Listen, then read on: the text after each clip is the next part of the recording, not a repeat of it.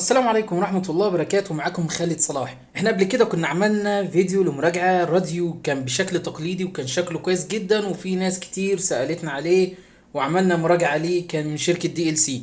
النهاردة جبنا لكم راديو نفس الشكل يعتبر، لكن ببعض المميزات من شركة اي جي دي. وعايزك تهتم كويس جدا بالموديل لو انت عايز نفس المواصفات دي. الشركة اللي معانا اللي هي اي جي دي 3 اتنينات. يتميز الراديو اللي معانا النهارده ببعض المواصفات اللي تختلف عن الراديو اللي احنا كنا عملنا ليه مراجعة قبل كده. لو جينا بصينا كده على طول اللي بيجي في العلبة، طبعا بيجي معانا هنا الراديو بالشكل ده، وبيجي معاه برضو كابل باور المعتاد بتاعنا. هنروح على طول كده للراديو.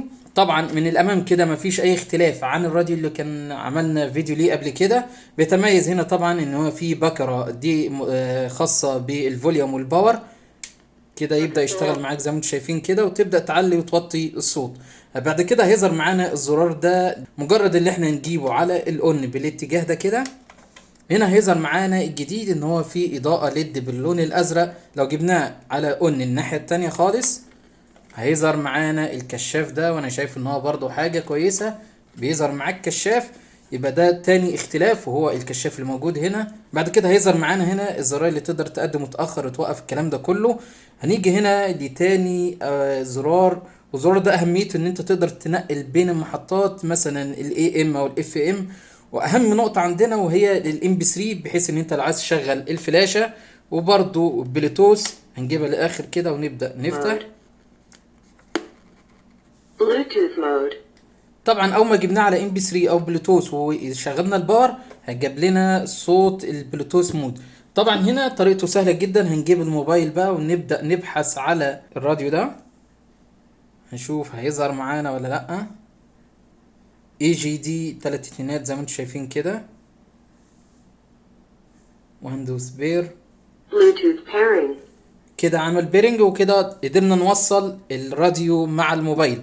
طبعا طريقة توصيله سهلة جدا. هنكرر تاني ان انت تجيب الزرار ده على الام بي 3 او البلوتوث وتشغل زرار باور، هيطلع معاك صوت البلوتوث مود وتقدر تربط الموبايل مع الراديو. طبعا هتظهر معانا البكرة ديت، وهي عبارة عن اللي تقدر تختار بيها المحطات وتظبط المحطات اللي انت عايزها. لو جينا بصينا من الجنب ده فهيظهر معانا هنا اليو اس بي، عشان لو حبيت تركب فلاشة وتشغل اللي انت عايزه على راديو. هنا تقدر تركب كارت ميموري. وهنا ده بخصوص الباور اللي هو الدي في اللي هو 6 فولت. وهنا او يو اكس عشان لو حبيت توصل الراديو ده بموبايل او باي حاجة تاني تستغل السماعات بتاعته. لو جينا بصينا من الخلف كده فهيظهر هنا معانا منفذ الباور اللي تقدر تركب فيه الكابل المعتاد بتاعنا.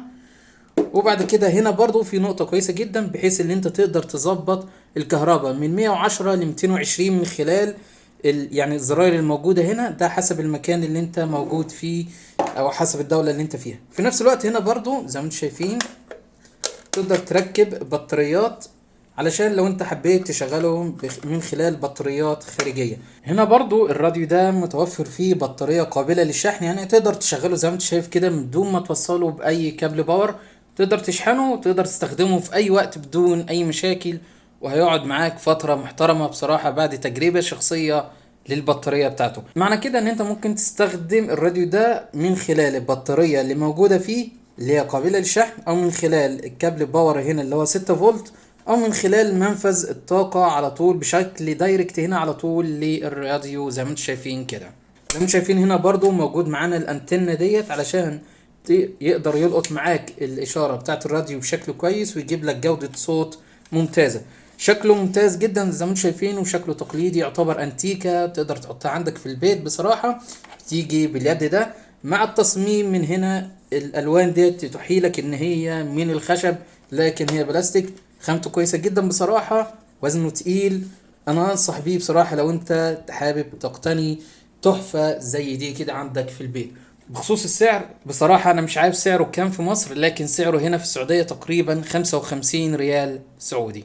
وبكده احنا وصلنا لنهاية الفيديو. اتمنى يكون الفيديو عجبكم. متنساش تعمل لايك وشير للفيديو وسبسكرايب للقناة.